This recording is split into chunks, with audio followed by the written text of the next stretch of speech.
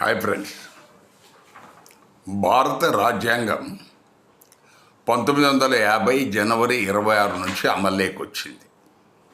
ఈ విషయం చాలామందికి తెలుసు. ఆ రోజును రిపబ్లిక్ డే అంటారు.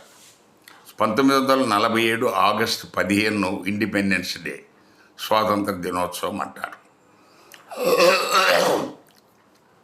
ఈ భారత రాజ్యాంగాన్ని రాజ్యాంగ పరిషత్తులోని రాజ్యాంగ రచనా కమిటీ 7 సభ్యులతో, దానికి బాబాసాహెబ్ అంబేద్కర్ అధ్యక్షుడిగా, ఆ కమిటీ వాళ్ళు ఈ రాజ్యాంగాన్ని రాశారు.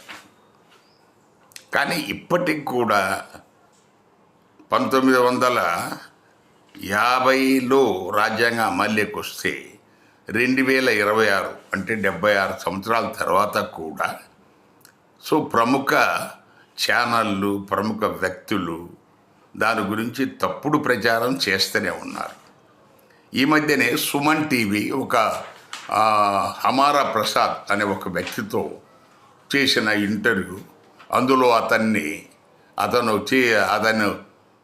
ఈ అందరికీ తెలిసిన విషయం ఏంటంటే, is the batter of Ambedkar అంటే అత్యంత మనకు దుర్మార్గంగా విమర్శించే వ్యక్తి అతను. అతన్ని ఈ సుమన్ టీవీ, ప్రముఖ టీవీ ఇంటర్వ్యూ చేయటం ఉద్దేశం ఏంటి? దేనికోసం? మీ వ్యూవర్షిప్ కోసం.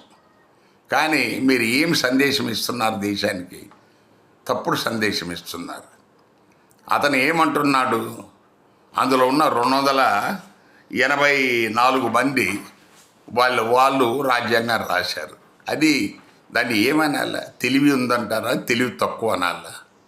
రాజ్యాంగము రాసింది కమిటీలో, 7 మంది కమిటీలో. అందులో ఈ రాజ్యాంగ పరిషత్ వాళ్ళు అందరూ దాన్ని 114 రోజులు చర్చించి అందులో ఉన్న ప్రతి ఆర్టికల్ను ఆమోదించారు. అంతవరకు రాజ్యాంగ పరిషత్తులో ఉన్న అందరూ చేశారు.